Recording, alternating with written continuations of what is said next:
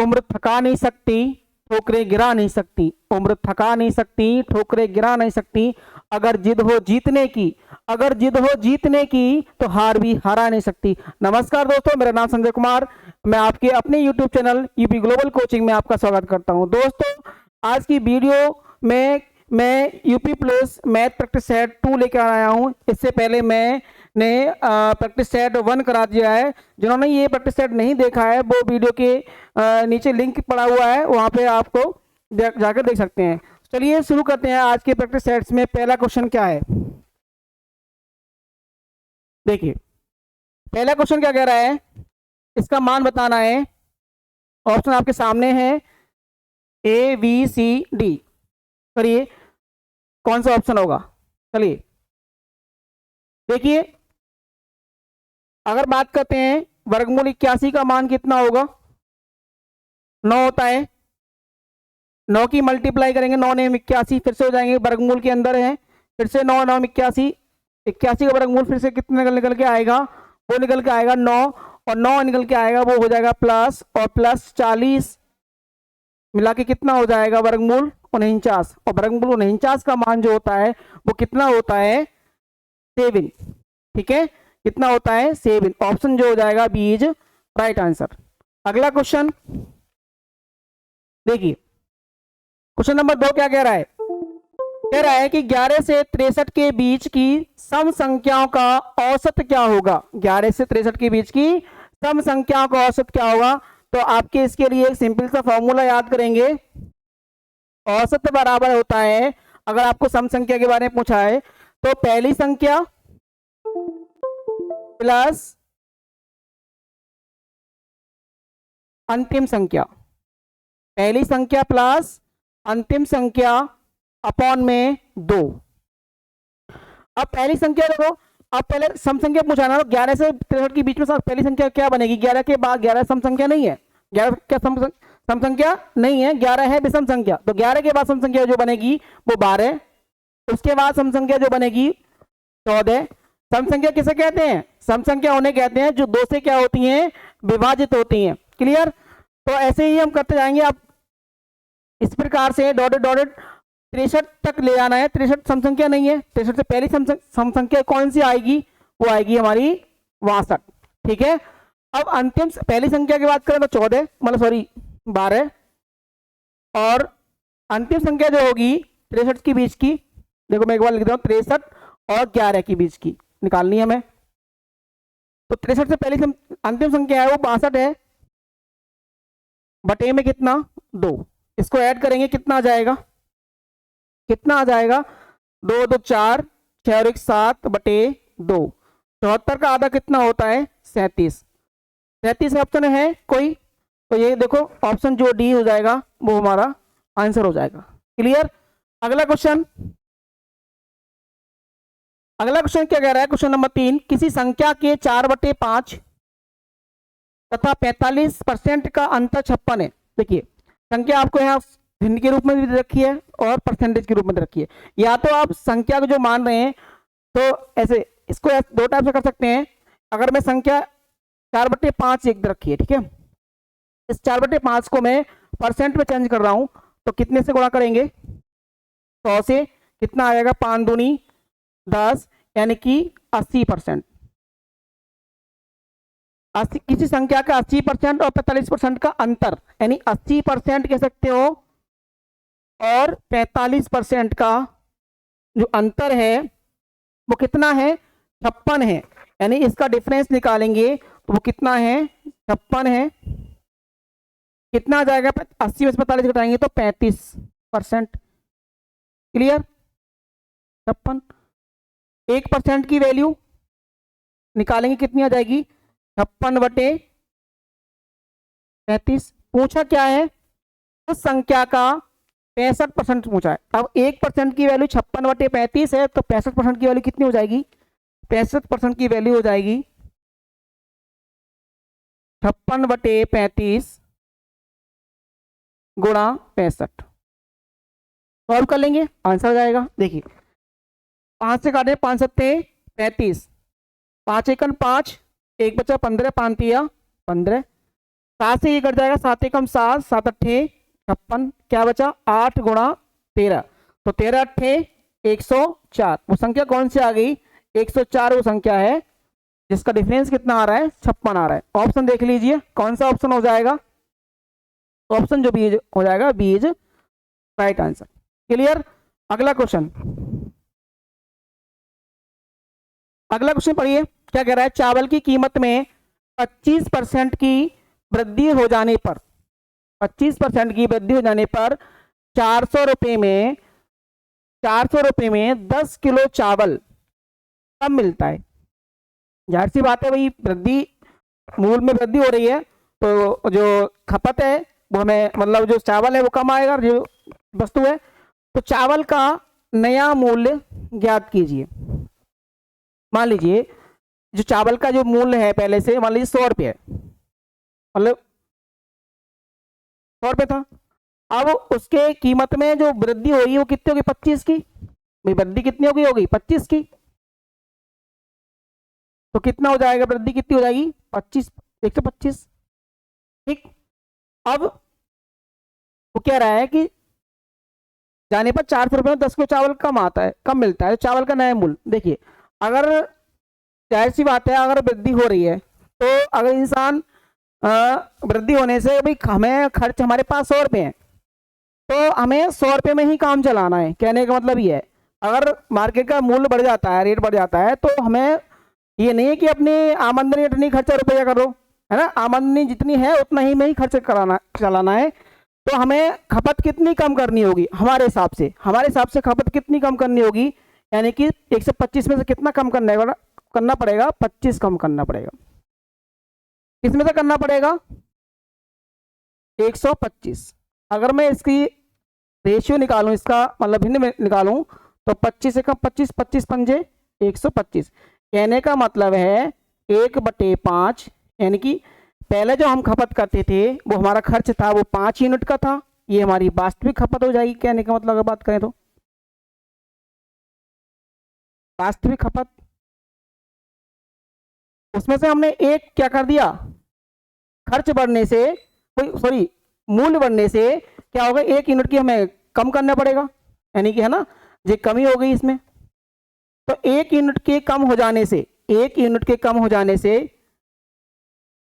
हमारा चावल कितना कम करना पड़ रहा है, 10 केजी। ठीक, 10 केजी। अब नई खपत, भाई अगर नई खपत निकालनी है तो पहले खपत करते थे हम कितनी खर्च करते थे, 5 यूनिट का। एक कम हो जाने से नई खपत कितनी हो जाएगी, 4 यूनिट का। ठीक है।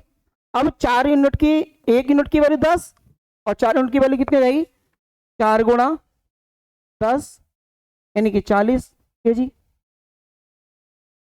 कहने का मतलब अगर वास्तविक खपत निकालना है, अब पहले खपत कितना था, तो 5 यूनिट के हिसाब से 5 दाई 50, यानी 400 रुपये में पहले आते थे 50 किलो चावल। अब 400 रुपये में कितने आ रहे हैं, 40 किलो चावल। नया मूल पूछा है, यानी कि मूल पूछा है, चावल का रेट पूछा है। तो 400 रुपये में अब कितने आ रहे हैं, 40 किलो चावल। रेट कितना होगा, 0 से 0, 4 दाई 40, यानी कि 10 रुपये प्रति केजी। क्लियर। नया मूल कितना होगा, 10 रुपये प्रति केजी। ऑप्शन जो हो जाएगा B is right answer. Clear. अगला क्वेश्चन,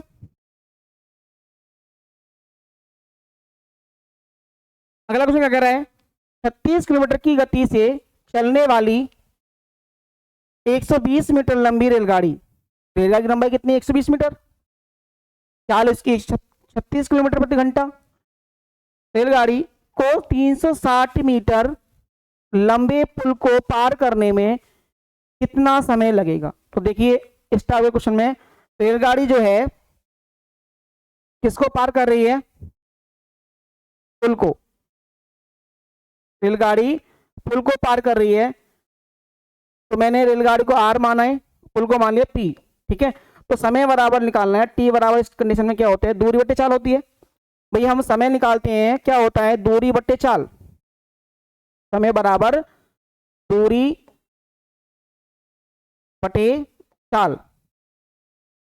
क्लियर।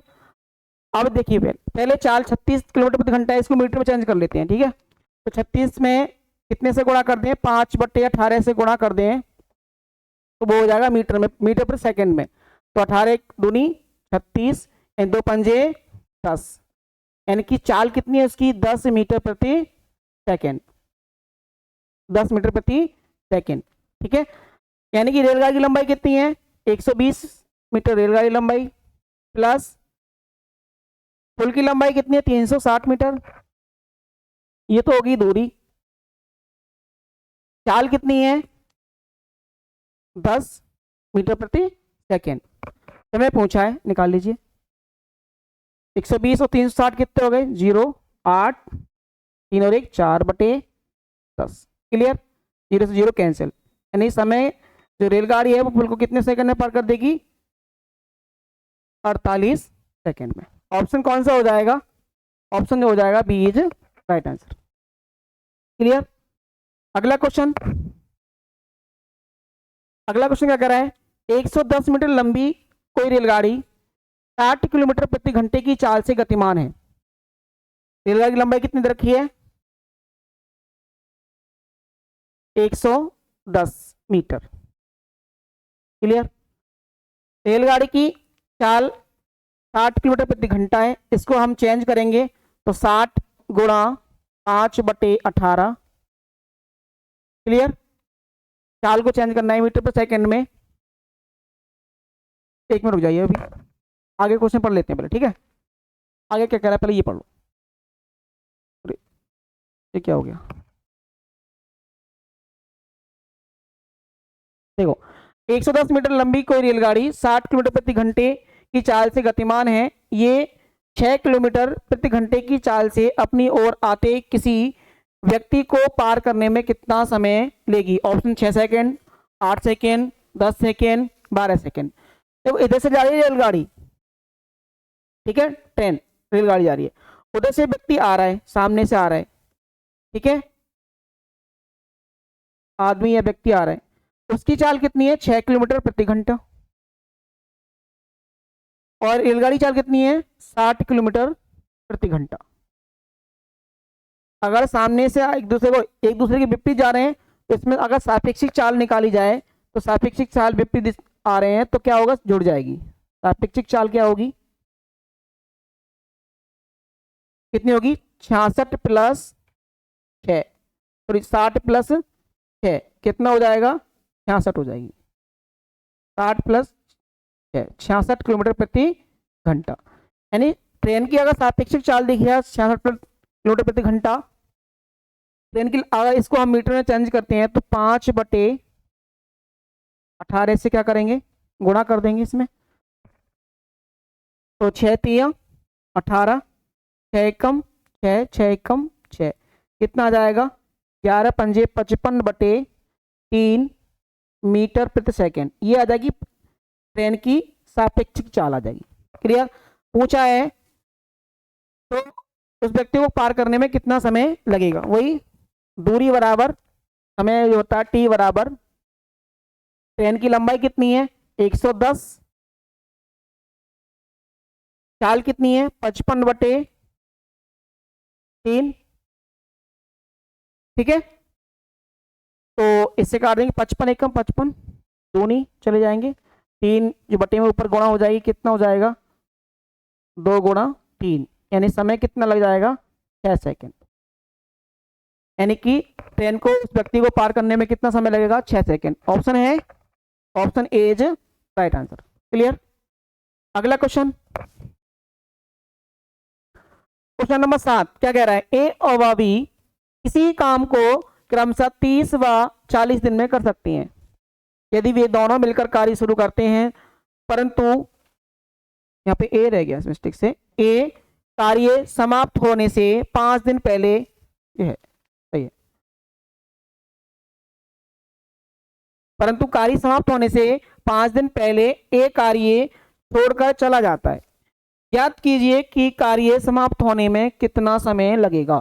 तो देखिए इस टाइप के क्वेश्चन कैसे करते हैं, यानी ए है वो इसी काम को कितने दिन में कर सकता है, 30 दिन में, ठीक है। बी करता है 40 दिन में से कर सकता है। और कुल काम देखा जाए, कुल काम किस निकालते हैं इसके, लाशा से। लाशा कितना आएगा बताइए, 120 आ जाएगा। ठीक है, अगर एक की क्षमता 3 चौक 12 यानी एक किसी काम को एक दिन में 4 काम करता है, की क्षमता कितनी हुई, 4 होगी। 4 3 12 यानी बी एक जो है वो कितना करता है, एक दिन में 3 काम करता है। अब कह रहा है परंतु समाप्त होने से 5 दिन पहले, 5 दिन पहले एक कार्य छोड़कर चला जाता है। अब कार्य चल रहा है, सुनो, कार्य काम बराबर चल रहा है, लेकिन अंतिम जो 5 दिन में खत्म हो, मतलब 5 दिन खत्म होने के हैं तब ये छोड़ के चला जाता है। यानी ये चला गया, तो ये ध्यान रखो, ये चला गया, तो इस पर ये ध्यान रखो कि ए चलाने की जाने के बाद बी तो नहीं गया, तो अंतिम 5 दिनों में बी ने कार्य किया, तो बी ने कार्य कितना किया, बी द्वारा 5 दिन का कार्य। एक दिन में कितना कार्य करता है, 3, तो 5 दिन में कितना कार्य करेगा, 5 दिन में कितना कार्य करेगा, 5 3 15, यानी बी ने अकेले कितना काम कर लिया, 15 काम कर लिया। क्लियर।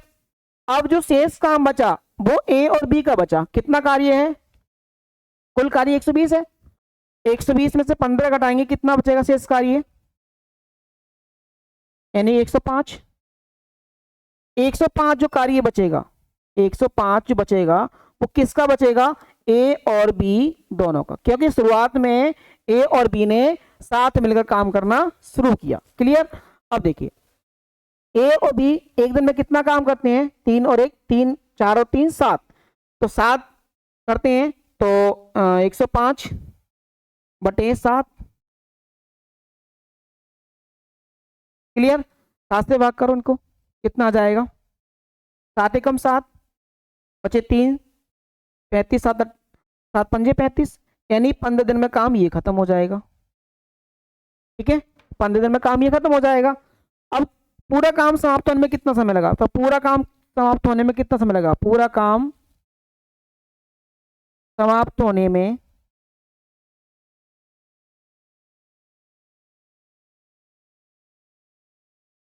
लगा समय। क्लियर। तो 15 दिन तो काम ये लगा चला, और 5 दिन काम ये जो बी ने अकेले किया वो भी जोड़ेगा भी, तो कुल काम कितने दिन में खत्म हुआ, 20 दिन में। कुल काम कितने दिन में खत्म हुआ भाई, 20 दिन में। ऑप्शन जो हो जाएगा देखो, बी है 20 है, तो ऑप्शन जो हो जाएगा एज राइट आंसर। क्लियर। अगला क्वेश्चन पढ़िए, क्या कह रहा है, के गुणनफल में इकाई का अंक कितना होगा, ये गुणनफल दे रखा है। अब इसकी ऐसा नहीं है कि सबकी मल्टीप्लाई करने लग जाओ, तो मल्टीप्लाई करना तो बहुत बड़ी बात है ना। तो क्या करते हैं, देखो अगर मैं नोट करके लिख लेना इंपॉर्टेंट है, कि काफी एग्जाम में काफी बार कैसे क्वेश्चन पूछे जाते हैं। अगर 7 की पावर 4 आए, इसमें इकाई का अंक कितना होगा, 7 की पावर 4 में इकाई का अंक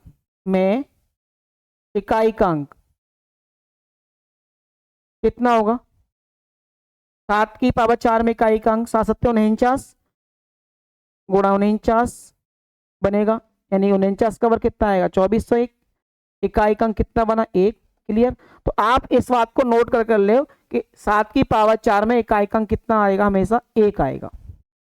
ऐसे ही इसी प्रकार नंबर दूसरा नोट के ये देखना है, 3 की पावर 4 में भी इकाई का अंक कितना आएगा, 1 आएगा। करके देख लो, या तो 3 तिया 9 तिया 27 तिया 81, इकाई अंक कितना आएगा, 1। अगर मैं इसकी घात को 4 से भाग कर दूं तो 7 की पावर 4 के टुकड़े निकल, मतलब जोड़े निकल आएंगे। तो देखिए कितना आ जाएगा, 4 से भाग करते हैं, इसमें 4 से भाग, इसमें 4 से भाग। और एक बात और इंपॉर्टेंट है, यहाँ पे मैं बता दे रहा हूं आपको, अगर किसी संख्या के अंत में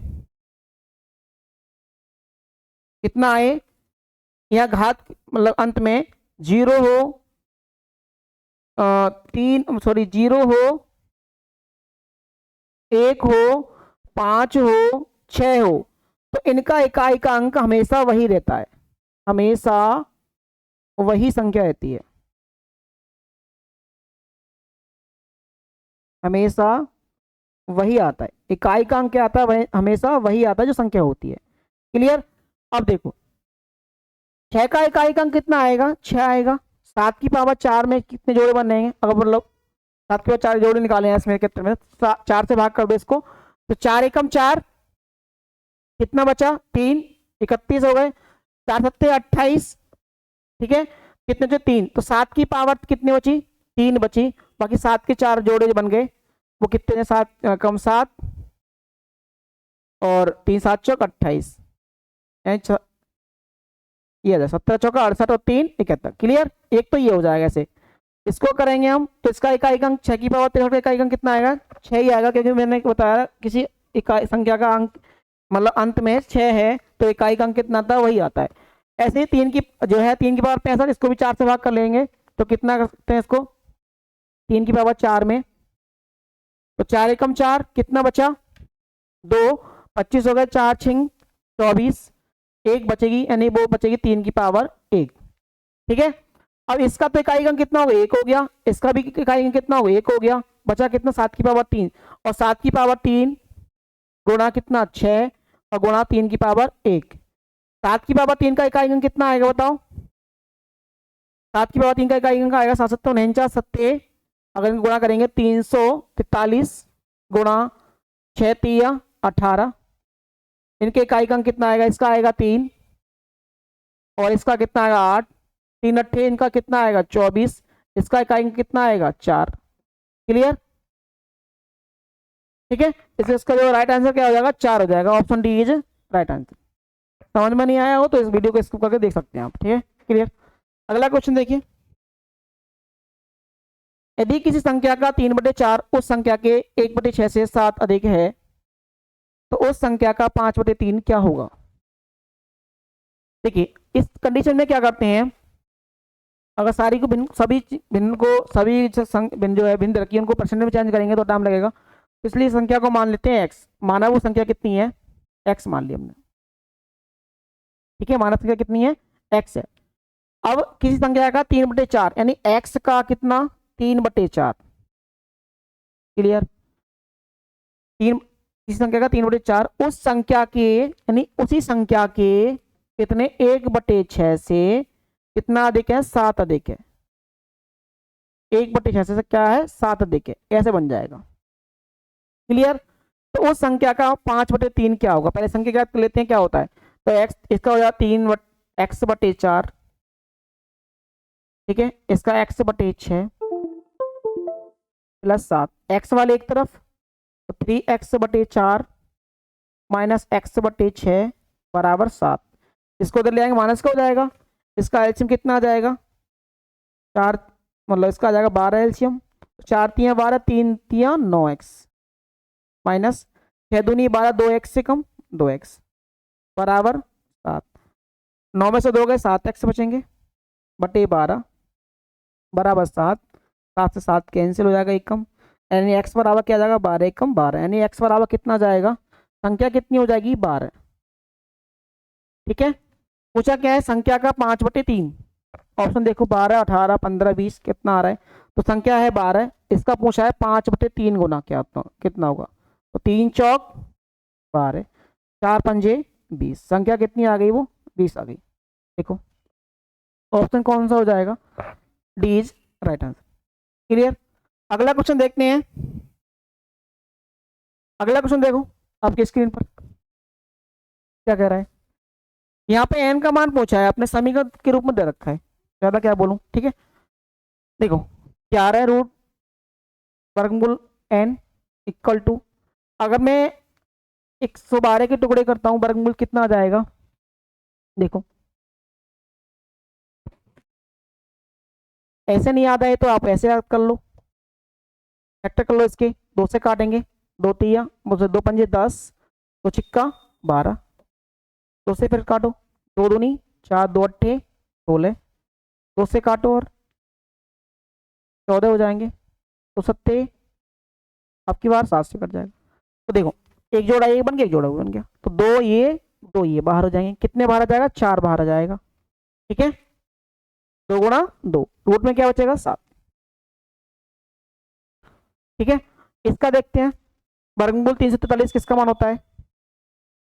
वर्गमूल 343, ये 7 का क्यों है वैसे देखा जाए तो 70 नहीं 343, तो एक 7 बाहर आ जाएंगे और एक रूट में 7 अंदर आ जाएंगे। क्लियर? अगर इसको जोड़ते हैं देखो, 7 देखो 7 रूट में 7, सॉरी 4 रूट 7, 7 रूट 7, तो 4 और 7 कितने हो गए? 11 रूट 7। क्लियर? इधर 11 वर्गमूल n, 11 से 11 कैंसिल हो जाएगा, वर्गमूल n इक्वल टू वर्गमूल 7, वर्गमूल से वर्गमूल कैंसिल, n इक्वल टू कितना आ गया 7। क्लियर? जो ऑप्शन जो हो जाएगा डी इज बटन। अगला क्वेश्चन, अगला क्वेश्चन क्या कर रहा है? कितने समय में 1300 का, क्वेश्चन नंबर 11, कितने समय में 1300 का 14% वार्षिक ब्याज की दर से मिश्र धन 1650 रुपए हो जाएगा? कितने समय टाइम पूछा है, यानी कि जो है हमारा मूलधन है वो कितना है? 1300 रुपए है। मिश्रधन कितना है? 1650 रुपए। साधारण ब्याज की दर से पूछा था, वार्षिक ब्याज की दर से कितना ब्याज बढ़ गया अगर बात करते हैं तो? 1300 रुपए का 1650 रुपए मिलता है, कितना ब्याज हो गया? ऐसा ही कितना हो गया साधारण ब्याज? 50 और 350 है ना। क्लियर? अब ऐसा इक्वल कितना है? 350 है। अब देखिए एक फॉर्मूला होता है, S I equal to P R T, S I equal to P R T upon 100 होता है। पूछा समय, पूछा है ऐसा ही कितना है? 350, मूलधन कितना है? पी 1300, गुणा रेट ऑफ इंटरेस्ट कितना है? 14%, गुणा समय पूछा है टी, अपॉन में कितना? 100। 2 जीरो से 2 जीरो कैंसिल। क्लियर? और देखते हैं, हाँ 7 से कट जाएगा ये, 7 दूनी 14, 7 पंजे 33। क्लियर? और 200 कट जाएगा, 2 एकम 2, ये हो जाएगा 25। कितना बचा? इधर बचा 13, इधर बचा 25, यानी 25 बराबर 13 गुणा समय टी। समय पूछ रहा है टी बराबर कितना आ जाएगा? 25 के बटे में 13 पहुंच जाएंगे, 25 के बटे में 13 पहुंच जाएंगे। ऑप्शन दे रखा है तब तो कोई, अच्छा सही में दे रखा है। तो देखिए 13 से इसको डिवाइड कर देंगे, 13 दूनी 26 ज़्यादा है, 13 कम 13, कितने बचेंगे? 25 में 13 गए तो 12, एक सही 12, सॉरी एक सही 12 बटे 3 वर्ष। जो समय निकल के आएगा वो कितना आएगा? एक सही 12 बटे 13 वर्ष। कितना ऑप्शन हो जाएगा? पहला नहीं, पहला नहीं, डी ऑप्शन हो जाएगा, एक सही 12 बटे 13। देखो ध्यान रखना है ना, कंफ्यूज करने वाला विकल्प दे रखा है इसमें। अगला क्वेश्चन, अगला क्वेश्चन नंबर 12 है, 5000 रुपए पर 3 वर्षों का 10% वार्षिक ब्याज की दर से चक्रवृद्धि ब्याज कितना होगा? क्या पूछा है? चक्रवृद्धि ब्याज कितना होगा? देखिए 3 साल का पूछा है इसमें। देखिए अगर 10% की बात करें, 10% का अगर तोड़ेंगे भिन्न में कितना आएगा? 1/10। देखिए बहुत आसान तरीका है, अगर पहले साल उस 10 है, अगर ब्याज कितना बढ़ागा अगर बढ़ेगा तो 1 साल में 11। अगर देखो 3 साल है, 3 बार लिख लो, इसको भी कितना? 3 बार। 2 साल होता, 2 वर्ष का होता, 2 बार लिख लेते। क्लियर? इसकी मल्टीप्लाई कर लो आप, कितना आ जाएगा? इसका आ जाएगा 1000, इसका कितना आ जाएगा? 11 का क्यू होता है 1331। ठीक है, अगर बात करें ये हमारा मूलधन है, ये हमारा क्या आ गया? मिश्रधन आ गया। एक ही पूछा क्या? चक्रवृद्धि ब्याज। तो चक्रवृद्धि ब्याज पूछा है तो चक्रवृद्धि, इसका चक्रवृद्धि ब्याज कितना आएगा भाई? कितना बढ़ गया? चक्रवृद्धि ब्याज जो बढ़ गया हमारा, वो कितना बढ़ गया? चक्रवृद्धि ब्याज वो बढ़ गया हमारा 331। ठीक है, अब देखिए अगर 5000 मूलधन है तो यानी कह सकते हैं 1000 की वैल्यू कितनी है? 5000। 1 यूनिट की वैल्यू कितनी हो जाएगी फिर 5। अगर 1 यूनिट की वैल्यू 5 है, 331 यूनिट की वैल्यू कितनी हो जाएगी 5 से क्या हो जाएगी इसमें मल्टीप्लाई हो जाएगी। कितना आ जाएगा 5 एकम 5, 5 तिया 15 के 5 हासिल 1 5 तिया 15 1 16, यानी चक्रवृद्धि ब्याज कितना हो जाएगा हमारा 1600। ठीक है, ऑप्शन जो जाएगा ऑप्शन 1655, हाँ बी इज राइट। क्लियर। अगला क्वेश्चन देखते हैं। Question number 13। दो संख्याओं में 9:11 का अनुपात है। दो संख्या रखिए, एक तो देखिए 9:11, संख्या का अनुपात रखा 9:11। ठीक है, यदि इन दोनों संख्याओं का योग कितना है 660 है, तो दोनों संख्याओं का अंतर ज्ञात कीजिए। भाई दोनों संख्याओं का योग, सीधी सी बात है, इनका योग कितना है अगर बात करें तो 9:11 20, 9:11 20, हमारे हिसाब से 20 क्वेश्चन कह रहा है कितना है इनका योग 660। 20 की वैल्यू 660 है, 1 की वैल्यू कितनी हो जाएगी, 1 की वैल्यू 0 0 कट जाएगा, 2 तिया 6, 2 तिया 6, यानी 1 की वैल्यू कितनी 33। पूछा है दोनों संख्या का अंतर कितना आएगा। भाई योगफल कितना है 20, अगर अंतर में निकालूं इसका डिफरेंस कितना आएगा, भाई 11 और 9 का अंतर कितना है 2, 1 की वैल्यू 33, 2 की वैल्यू कितनी 33 गुणा 2, कितना आ जाएगा 66। ऑप्शन देख लो कोई सा हो, है कोई नहीं, इज राइट आंसर।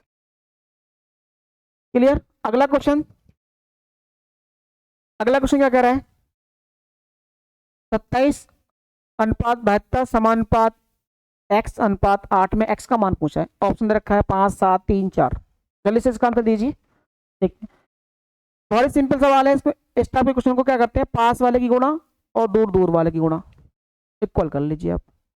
तो 72 की गुणा इंटू एक्स बराबर 27 गुणा 8, एक्स का मान निकल आएगा 8 एकम 8 नेम 72, 9 तिया 27, एक्स इक्वल टू कितना आ गया 3। बताओ इससे ज़्यादा सिंपल सवाल कहाँ मिलेगा आपको। इंपोर्टेंस क्वेश्चन है ये, ऐसे क्वेश्चन आते हैं। अगला क्वेश्चन है,